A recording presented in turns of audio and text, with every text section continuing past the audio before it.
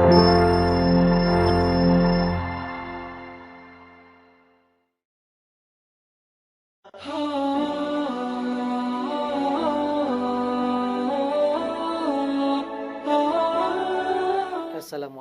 warahmatullahi wabarakatuh. Alhamdulillahi rabbil alamin. Nahmaduhu wa nasta'inuhu wa nastaghfiruh wa nastahdihi wa natubu ilaih. Wa na'udzu billahi min syururi anfusina wa min sayyiati a'malina. May yahdihillahu fala mudhillalah wa may yudlil fala hadiyalah. Asyhadu an la ilaha illallah wahdahu la syarikalah wa asyhadu anna Muhammadan abduhu wa rasuluh wa safiyuhu min khalqihi wa khaliluh. Allahumma salli wa sallim wa barik ala nabiyyina Muhammad wa ala alihi wa sahbihi ajma'in. Kaum muslimin dan kaum muslimat rahimakumullah dimanapun berada, alhamdulillah kembali kita dengan nikmat Allah dipertemukan dalam kajian Sirah Nabawiyah.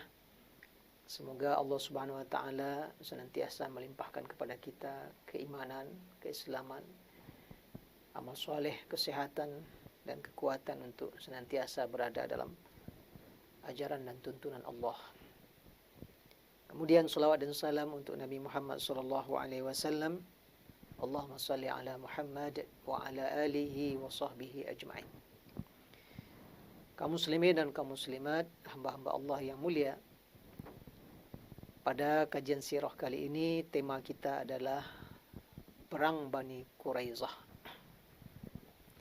Pada pertemuan sebelumnya kita sudah membahas Perang Khandaq yang terjadi pada tahun ke-5 Hijriah pada bulan Syawal, yang berlangsung hampir selama 1 bulan. Kota Madinah mulai dikepung oleh pasukan koalisi kafir Quraisy. Pada tanggal 5 Syawal berlangsung pengepungan lebih kurang selama 27 hari, sampai kemudian Allah porak-porandakan pasukan dan kemah-kemah koalisi kafir Quraisy, dan Allah pecah belah koalisi mereka dengan menyusupnya Nu'aim bin Mas'ud, memecah belah pasukan mereka. Di sela pembicaraan perang Khandaq, kita sudah sempat menyinggung bahwa Yahudi Bani Quraizah yang berada di dalam Madinah melakukan pengkhianatan. Ya, mereka berencana dan mulai melakukan beberapa aksi kecil untuk menyerang pasukan Rasulullah atau menyerang kota Madinah dari dalam. Inilah yang melatar belakangi terjadinya perang Bani Quraizah. Maka setelah kabur dan baliknya pasukan koalisi kafir Quraisy menuju Mekah, karena mereka kocar-kacir, diporak-poranda oleh badai di tengah malam oleh Allah Subhanahu wa taala. Kemudian mereka sudah diadu domba sesama mereka oleh penyusupan Nu'aim bin Mas'ud yang sudah masuk Islam. Maka Rasulullah SAW dan pasukannya segera kembali ke rumah. Waktu itu masih menjelang zuhur di hari terakhir kemenangan pasukan Rasulullah SAW dari Allah Subhanahu wa taala. Maka beliau masuk ke rumah Ummi Salamah, mandi di sana. Ketika itulah datang malaikat Jibril menyapa Rasulullah dan mengatakan, kami seluruh malaikat belum meletakkan baju perang, belum meletakkan peralatan tempur. Bangkit wahai Muhammad, segera menuju Bani Quraizah. Jadi memerangi Bani Quraizah ini langsung datang instruksi dari malaikat, tentunya dari Allah Subhanahu wa taala. Dan para malaikat ikut serta berperang bersama Rasulullah sallallahu alaihi wasallam. Maka mendengar instruksi dari malaikat Jibril, dan memang Bani Quraizah telah melakukan pengkhianatan luar biasa. Madinah sedang dikepung oleh koalisi besar kafir Quraisy dan kaum musyrikin di sekitar Mekah berkekuatan 10.000. Nah, ini Bani Quraizah melanggar janji setia, melanggar piagam Madinah yang di dalamnya kesepakatan untuk saling bekerjasama, saling menjaga, saling membela bila ada musuh yang menyerang dari luar kota Madinah. Bahkan mereka melakukan aksi nyata untuk pengkhianatan mereka ini. Mereka melakukan semacam tekanan-tekanan, manuver-manuver dari dalam yang ini menambah ketakutan dan tertekannya kondisi pasukan Rasulullah SAW. Bahkan nanti terungkap dalam benteng mereka, mereka sudah menyiapkan lebih dari 1.500 senjata dan peralatan lain untuk menyerang Madinah. Maka kaum muslimin, zuhur itu setelah instruksi dari malaikat Jibril, maka Rasulullah SAW langsung mengirim utusan dan mengumumkan kepada seluruh para sahabat bahwa kita segera memerangi Bani Quraisyah. Tidak ada yang melanjutkan istirahat, walaupun ini sudah 27 hari dalam kondisi tempur melawan koalisi kafir Quraisy, dan sebelum 27 hari letih fisik menggali khandak berhari-hari untuk membuat lubang parit menghalangi masuknya pasukan kafir Quraisy. Maka Rasulullah mengumumkan kepada sahabat perang menuju Bani Quraisyah. Bahkan waktu itu dalam hadis sahih Rasulullah SAW memberikan instruksi yang sangat jelas kepada para sahabat, la yusalliyanna ahadukumul asra illa fi Bani Quraisyah. Ya. Kata Rasulullah, sekali-kali satu pun di antara kalian tidak boleh sholat asar kecuali di Bani Quraisyah. Maka Rasulullah berikan bendera perang kepada Ali bin Abi Thalib untuk bergerak memimpin di depan pasukan. Rasulullah juga ikut dalam barisan dan memakai baju perangnya. Mereka bergerak langsung menuju benteng Bani Quraisyah. Dan para sahabat secara bergelombang, karena sebagian mereka sudah terlanjur pulang ke rumah, dan bisa kita bayangkan karena kelelahan fisik dan juga kelelahan psikis, kejiwaan. Habis perang 27 hari, sebagian sudah masuk rumah, tapi demi mendengar pengumuman Rasulullah SAW melalui sahabat, maka secara bertahap mereka bergerak menuju benteng Bani Quraisyah. Total keseluruhan pasukan Rasulullah SAW itu mencapai 3.000 pasukan. Nah, bergeraklah sahabat dengan segala persiapannya sesuai dengan instruksi baginda Rasulullah SAW. Nah, rupanya pas waktu asar mereka belum sampai di benteng Bani Quraisyah. Di sini sempat terjadi khilafiyah di antara sahabat. Sebagian mereka mengatakan kita sudah ditegaskan oleh Rasulullah, tidak ada yang sholat asar kecuali di Bani Quraisyah. Wah, lanjut. Ya, nanti mereka baru sampai di Bani Quraisyah itu Isya. Jadi mereka tetap lanjut dan tidak sholat asar di jalan. Itu sebagian. Tapi sebagian lagi memahami lain. Itu instruksi Rasulullah SAW, tidak sholat asar kecuali di Bani Quraisyah, itu maksudnya agar kita berjalan cepat, bergerak cepat menuju Bani Quraisyah. Tapi karena sekarang waktu sudah masuk, ya kita sholat di sini, di mana waktu sudah masuk. Sehingga sebagian sahabat sholat di jalan, ya, sholat di perjalanan menuju Bani Quraisyah. Sebagian lagi sholatnya di Bani Quraisyah sesuai dengan teks instruksi Rasulullah SAW. Nah, dua-duanya tidak ada satupun yang disalahkan oleh Rasulullah. Ini telah berijtihad, yang ini juga sudah berijtihad. Yang melakukan model pertama, sholatnya nanti di Bani Quraisyah setelah Isya, dibiarkan Rasulullah, artinya dibenarkan. Yang sholat di tengah jalan, karena menganggap instruksi itu hanyalah instruksi untuk cepat berjalan, segera berangkat. Bukan arti kita mesti sholat asar di Bani Quraisyah. Kalau udah masuk waktu di tengah jalan, ya sholat. Itu pun yang ijtihad begini dibenarkan oleh Rasulullah, tidak ada satupun yang dicela oleh Rasulullah SAW. Maka pasukan Rasulullah akhirnya semua mengepung benteng Bani Quraisyah. Syekh Safiyur Rahman Mubarak Fauri dalam Rahiqul Maktumnya menyebutkan pengepungan ini berlangsung sampai 25 hari, lumayan lama. Ada riwayat mengatakan 15 hari. Itu pun kalaupun 15 hari itu juga pengepungan yang sangat lama, sebab sebelumnya pasukan kaum muslimin sudah berperang pula dikepung oleh kafir Quraisy selama 27 hari. Nah, dengan sangat ketat kaum muslimin mengepung benteng Yahudi Bani Quraisyah. Dan kita ketahui sebelumnya sudah kita sampaikan, bangsa atau kaum Yahudi ini ya pengecut. Mereka tidak berani berperang kecuali di balik benteng. La yuqatilunakum jami'an illa fi quram muhassanatin aw min wara'i judur. Mereka tidak berani memerangi kalian semuanya, kata Allah Subhanahu wa taala. Kecuali mereka beraninya di balik benteng atau di balik ya dinding mereka. Di benteng yang kokoh atau di balik dinding berani mereka perang. Maka Rasulullah dan sahabat mengepung. Dan ingat tadi malaikat Jibril sudah memberitahu bahwa mereka ikut bertempur. Sebenarnya kaum muslimin dan kaum muslimat dirahmati Allah, Yahudi yang dikepung di dalam benteng mereka ini, kaum Bani Quraisyah, sebenarnya bisa saja bertahan lama ini. Sebab di dalam benteng mereka ada mata air, persediaan makanan mereka cukup. Sementara pasukan Rasulullah mengepung dari luar terbuka. Ya. Tidak ada tempat berteduh, cuaca juga malam sangat dingin. Sebenarnya ini berat pengepungan. Karena mereka mesti memenuhi kebutuhan 3.000 orang yang akan makan setiap hari, minum. Pasti kebutuhannya besar.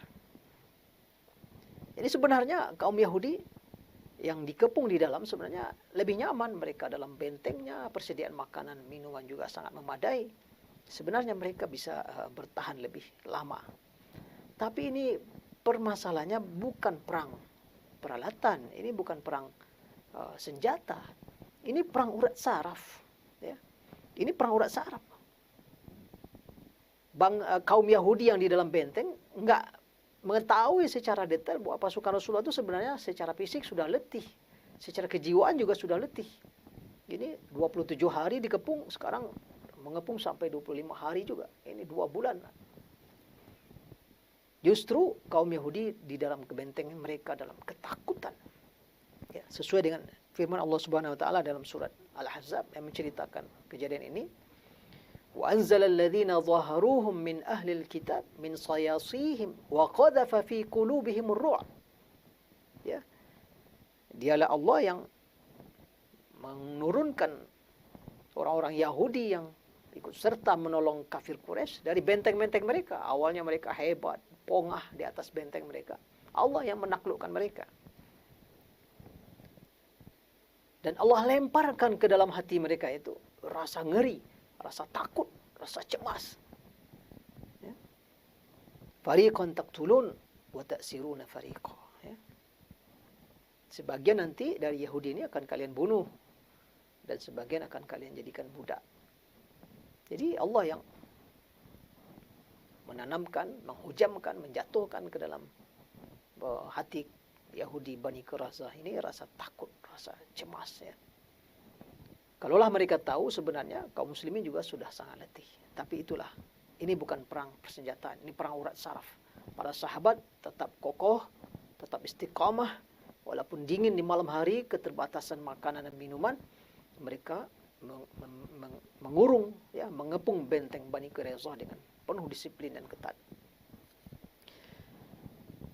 Nah, tentunya akhirnya sampai memasuki menjelang 25 hari, mentalitas Yahudi ini anjlok betul, ya. Mereka dalam puncak ketakutan. Nah, akhirnya pemimpin mereka Ka'ab memberikan saran kepada mereka semuanya, pemimpin Bani Quraisyah ini. Nah, sekarang beginilah. Pilih oleh kalian satu di antara tiga. Ya. Pilih satu di antara tiga dalam menghadapi pengepungan Rasulullah dan para sahabatnya ini. Pilihan yang pertama, kita nyerah saja sama Rasulullah. Toh kita sudah buktikan bahwa ternyata memang dia Nabi, dia Rasul, sesuai dengan apa yang kita baca dalam Taurat. Ya, karena orang Yahudi tahu tentang Rasulullah ini, ya'rifunahu kama ya'rifuna abna'ahum. Tahu tentang Rasulullah seperti tahunya mereka dengan anak kandung mereka sendiri. Tapi kesombongan, keangkuhan, iri dan dengki, kenapa keturunan Ismail yang menjadi nabi bukan dari keturunan Israel. Nah, ini pilihan pertama, kita nyerah dan masuk Islam. Maka darah kita aman, harta kita aman. Pilihan pertama. Pilihan kedua, tawaran dari pimpinan Bani Quraisyah, ya, mari kita bunuh wanita-wanita kita bunuh anak-anak kita, lalu kita perang melawan Nabi. Jadi tidak ada yang kita pikirkan lagi. Kok kalah kita, nggak ada yang kita pikirkan. Kok menang ya, kita lanjutkan misi kita. Nah, ini usulannya. Karena masih ada anak-anak, masih ada kaum wanita, ini jadi beban. Bagaimanapun memang bangsa Arab kalau berperang, salah satu beban perang mereka adalah menjaga anak-anak, menjaga kaum wanita. Nah, sekarang sudah kita bunuh kaum wanita kita dan anak kita. Sudah, kita semua jadi prajurit semuanya perang. Atau pilihan ketiga, sekarang aja kita perang. Mari kita serang Muhammad dan pasukannya. Daripada bertahan di benteng seperti ini. Nah, ini tiga usulan yang disampaikan oleh pemimpin Yahudi Bani Quraisyah. Rupanya ya kaum Yahudi ini semuanya tidak ada pula yang berani memilih satu opsi pun. Mereka milih ya sudahlah, kita nyerah saja keputusan Muhammad apa. Dan membuktikan mereka memang pengecut, mereka penakut. Mereka hanya selalu berani berkhianat, ya, dan mengadu domba orang dengan orang lain. Mereka sini sebenarnya adalah bangsa dan kaum yang pengecut. Nah, waktu itu Bani Quraisyah ini ngirim utusan kepada Rasulullah. Tolong kirim kepada kami Abu Lubabah. Ya. Abu Lubabah ini sekutunya Bani Quraisyah, tapi dia Muslim, sahabat Rasulullah, sahabat yang mulia. Cuma dia punya kerjasama, ya kan sudah sejak awal masuk kota Madinah, Rasulullah sudah punya perjanjian kerjasama dengan Yahudi. Di antaranya Abu Lubabah ini hartanya ada bersama Bani Quraisyah, juga sedikit bisnisnya ada bersama Bani Quraisyah. Jadi ini sekutunya Bani Quraisyah. Maka Bani Quraisyah sendiri yang minta kepada Rasulullah, kirim Abu Lubabah, kami mau konsultasi, ya, mau berunding untuk mengambil sikap.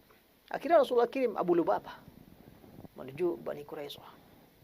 Nah, Abu Lubabah berangkat ke sana, ke Bani Quraisyah. Dilihatnya Bani Quraisyah dalam keadaan ketakutan. Kaum wanita menangis, anak-anak ketakutan menangis. Timbul juga rasa hibah Abu Lubabah ini, sehingga terpengaruh juga dia. Lalu orang Yahudi ini bertanya, kami kalau turun ke ini menerima keputusan Muhammad, kira-kira keputusannya apa? Nah, disinilah terjadi kesalahan Abu Lubabah. Dia bocorkan rencana Rasulullah. Padahal dia tidak boleh bicara apa-apa dan dia tidak boleh sampaikan apa strategi dan rencana Rasulullah. Nah, dia berikan isyarat kepada Yahudi Bani Quraisyah ini dengan tangan ke leher. Ya, begini. Isyarat penggal leher itu. Jadi dia bocorkan rencana Rasulullah bahwa Rasulullah akan membantai mereka. Wah, wanita semakin menangis. Lalu Abu Lubabah balik. Waktu balik itu dia tersadar, wah, saya itu salah. Saya telah membocorkan rahasia Rasulullah. Maka dia tidak balik ke pasukan. Dia balik ke Masjid Nabawi. Balik ke pusat kota. Tidak bergabung ke pasukan. Dia sudah menyesal. Tersalah membongkar rahasia Rasulullah. Abu Lubabah pulang Masjid Nabawi dan diikatnya badannya di tiang Masjid Nabawi. Dia bersumpah demi Allah, saya tidak akan keluar, tidak akan buka tali ini kecuali Rasulullah yang membukanya. Dia menyesal telah melakukan kesalahan. Ini berlangsung lebih kurang selama 6 hari ini. Datang waktu sholat nanti dibukakan sama istrinya, dia sholat. Nanti diikat lagi. Dia menghukum dirinya tersalah telah membuka rahasia Rasulullah SAW. Nah, lalu kemudian walaupun begitu Yahudi Bani Quraisyah tetap akhirnya menerima, ya, memilih opsi udah menyerahkan keputusan Rasulullah. Enggak berani berperang juga, enggak berani menyerang juga. Mereka juga berat menghadapi kepungan 25 hari ini. Nah, akhirnya dia keluar, ingin menyerah, silakan Rasulullah putuskan hukuman atas pengkhianatan yang mereka lakukan. Nah, bertepatan di barisan kaum Ansar, tepatnya kabilah Aus. Aus ini dari dulu berkoalisinya dengan Quraisyah. Ya, sejak sebelum Rasulullah datang ke Madinah lagi. Sementara Khazraj itu koalisinya dengan Bani Nadir. Jadi Yahudi ini dia dicarinya kawannya, suku yang ada di Madinah. Yang ini sering mereka adu domba. Yang mereka sini nggak pernah perang. Nadir dengan Quraisy nggak pernah perang. Tapi ini kabilah Arab ini sering diadunya. Ya, seperti Yahudi hari ini. Mengadu bangsa Arab, masing-masing bangsa Arab berkawan dengan Yahudi yang berbeda. Jadi masih ingat kita bahwa setahun yang lalu atau pasca perang Uhud, Rasulullah telah menghukum Bani Nadir yang berkhianat, mau membunuh Rasulullah. Tapi hukumannya diusir kan. Setelah dikepung bentengnya, diusir dari Madinah. Tak ada yang tersisa. Harta mereka kemudian menjadi fai, harta rampasan Rasulullah SAW. Nah sekarang Aus melihat kawan koalisinya lama gitu, masih ada hubungan bisnis dan sebagainya. Ini akan dihukum Rasulullah. Jadi akhirnya mereka melobi Rasulullah. Karena ini ya maklum sudah pertemanan lama juga. Ya Rasulullah, engkau telah berbuat baik kepada Bani Nadir, itu sekutunya Khazraj. Sekarang ini Bani Quraizy sekutunya kami. Juga berikanlah kebaikan kepada mereka. Intinya begitu, mereka melobi Rasulullah untuk tidak memberikan hukuman. Kecuali ya samalah dengan hukum Bani Nadir terusir. Tapi tentu Rasulullah melihat ini ingin juga mempertimbangkan perasaan kaum kabilah Aus, ya. Tapi beliau tidak ingin turun dari hukuman yang akan direncanakan. Maka Rasulullah, begini saja, kalian redha kalau hukuman kita serahkan keputusannya kepada pemimpin kalian? Kalau kalian redha, kita serahkan. Wah, mereka setuju. Maka Rasulullah memutuskan keputusan hukuman untuk Bani Quraizy kita serahkan kepada Sa'ad bin Mu'az, pemimpin Aus. Nah, mereka semua senang karena itu adalah pemimpin mereka. Dan bertepatan Sa'ad bin Mu'az sedang di Madinah. Dia terluka pasca perang Khandaq. Ya. Dia terluka dan nanti dia mati syahid. Maka dengan menunggang keledai, Sa'ad bin Mu'az berangkat dari Madinah menuju tepi benteng Quraizy karena dia diminta oleh Rasulullah mengambil keputusan. Ya, dia dalam keadaan terluka, berangkat dengan keledainya. Itu di jalan mereka dia dilobi oleh Aus, ya. Tolonglah keputusannya yang ringan, gitu. Intinya begitulah, karena ini teman lama juga ini Bani Quraizy.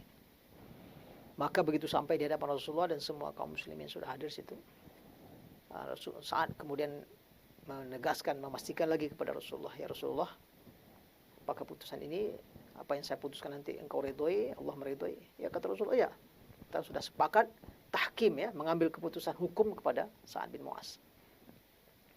Maka kemudian Sa'ad bin Mu'az mengambil keputusan. Dia katakan hukuman untuk Bani Quraizy adalah seluruh laki-laki dibantai, hukuman mati, dan seluruh perempuan dan anak-anak jadi budak. Lalu harta dibagi sebagai rampasan perang. Mendengar keputusan Sa'ad itu, Rasulullah SAW langsung memuji Sa'ad. Dia katakan, engkau telah mengambil hukum seperti yang diinginkan oleh Allah di atas langit yang 7, kata Rasulullah. Ya, jadi tepat keputusan Sa'ad itu. Wah, itu membuat kaum wanita Bani Aus juga bersedih. Dan itulah keputusan akhir. Akhirnya hukuman berat ditimpakan kepada Bani Quraizy. Kalau Bani Qainuqa terusir, Bani Nadir terusir, Bani Quraizy laki-lakinya dibunuh. Ya, ada sekitar 600-an atau ratusan laki-laki dibunuh. Perempuan dan anak-anak jadi budak, semuanya dibagi. Kemudian harta mereka menjadi ghanimah. Seperti yang Allah firmankan dalam surat Al-Ahzab ayat 27, wa awrathakum ardahum wa diyarahum wa amwalahum wa ardan lam tata'uha wa kana Allahu ala kulli syai'in qadir. Allah yang mewariskan kepada kalian bumi mereka, rumah mereka, tanah mereka, dan bumi yang belum kalian injak. Jadilah kemudian benteng.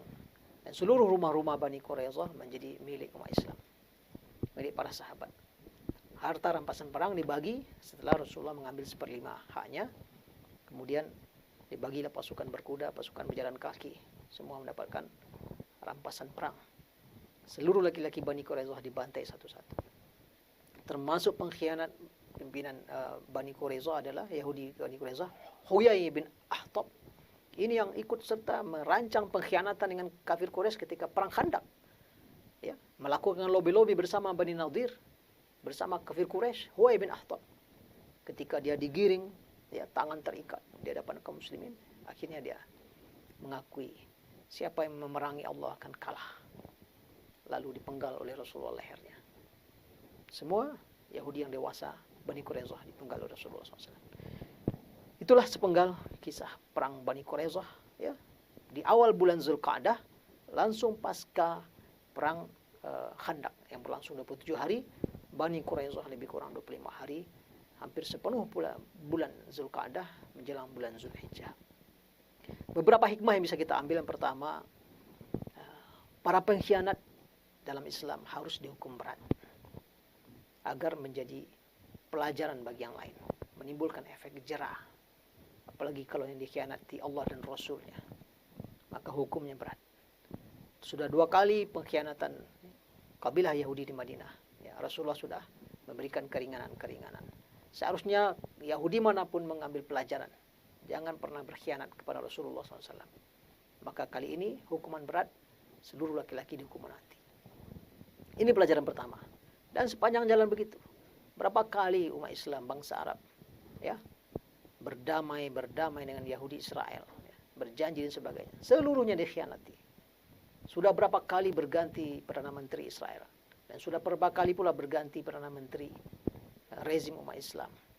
Perundingan-perundingan damai semuanya hanyalah di atas kertas. Mereka terus melakukan pengkhianatan.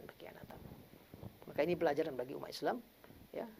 Bagi Yahudi, mereka tak kenal kecuali bahasa perang. Pelajaran yang kedua, dalam peristiwa ini terjadi ijtihad para sahabat. Dan ini sesuatu yang dibolehkan. Para sahabat ternyata berijtihad ketika Rasulullah tidak ada. Walaupun mereka sudah dapat teks, dalil, hadis, perintah dari Rasulullah, ternyata satu teks menimbulkan lebih dari satu makna, lebih dari satu kesimpulan. Ternyata tadi 2. Rasulullah katakan, jangan salah seorang kalian sholat asar kecuali di Bani Quraisyah. Rupanya peristiwanya tidak mulus begitu saja. Di tengah jalan waktu asar masuk. Padahal perintahnya di sholat asar di Bani Quraisyah. Para sahabat terbelah 2. Kedua ijtihad ini diterima oleh Rasulullah SAW. Kemudian, ya, maka ijtihad dan kemudian khilafiyah dalam urusan furu', urusan cabang-cabang, itu hal yang biasa. Maka umat Islam tak perlu mempermasalahkan. Betapa banyak khilafiyah di antara kita, masalah-masalah fikih, masalah-masalah kecil, itu seharusnya tidak menimbulkan permasalahan. Dan para sahabat melewati peristiwa itu biasa saja. Tidak ada lagi kemudian cerita dibuka lagi, ya, permasalahan ini kemudian diungkit-ungkit lagi. Padahal sudah sangat beda. Bahkan ketika peristiwa itu Rasulullah SAW melakukan jamak solat bergabung. Dalam beberapa riwayat dikatakan zuhur, asar, maghrib, isya dalam satu waktu. Karena semua Rasulullah sudah datang oleh malaikat Jibril sebelum zuhur. Sudah disuruh berangkat ke Bani Quraisyah. Dan semua rentetan ini sampai Isya. Baru bisa sholat. Nah, perbedaan khilafiyah di antara fikih mazhab para ulama, harusnya umat Islam tidak menjadikan itu saling mencela, menyesatkan, dan tuduhan-tuduhan lainnya. Sudah. Urusan-urusan khilafiyah dalam fikih harus kita terima dalam suasana kedamaian dan ukhuwah dan kepala yang dingin. Pelajaran yang ketiga, boleh mengangkat tahkim, ya, seorang hakim dalam menentukan keputusan untuk mempertimbangkan kemaslahatan umat Islam dan untuk meninggikan kalimat Allah Subhanahu wa taala. Padahal Rasulullah bisa saja mengeluarkan keputusan ketika itu, tapi demi menjaga perasaan, ya, kabilah Aus, maka Rasulullah SAW mencari seseorang yang paling mereka percaya, silakan ambil keputusan. Rasulullah siap terima keputusannya. Dan ternyata keputusannya sangat akurat, diridhoi oleh Allah Subhanahu wa taala. Dan Sa'ad bin Mu'az setelah itu mati syahid, sampai mati syahidnya menyebabkan arsy Allah Subhanahu wa taala berguncang, bergetar atas mati syahidnya Sa'ad bin Mu'az, menunjukkan kemuliaan sahabat ini, pemimpin kabilah Aus. Kemudian sempat ada pelajaran sedikit kaum muslimin ketika Sa'ad bin Mu'az ini datang dari arah Mekah, dari arah Madinah, dari Masjid Nabawi menuju benteng Quraisyah. Ketika dia datang, Rasulullah menyuruh para sahabat berdiri semuanya, menghormati Sa'ad bin Mu'az. Berarti dalam Islam sebenarnya bila ada tamu yang mulia, pemimpin yang menerima tamu boleh menyuruh para hadirin untuk berdiri. Yang dilarang oleh Islam adalah orang yang datang yang meminta orang lain menghormatinya berdiri. Itu memang tidak boleh. Tapi pemimpin orang yang menunggu boleh saja mengajak para hadirin berdiri menghormati tamu yang datang untuk dihormati. Ini boleh karena Rasulullah SAW melakukan. Rasulullah adalah pemimpin di tempat, di forum yang hadir ketika itu. Sa'ad bin Mu'az, sahabat yang mulia, datang dari luar. Maka Rasulullah menghormati Sa'ad ini dia sahim. Wassalamualaikum warahmatullahi wabarakatuh. Yuk dukung program dakwah Islam di Radio SIP FM. Salurkan donasi Anda melalui rekening BNI Syariah 12300002112 atas nama PT Radio Suara Indah Pesona Prima.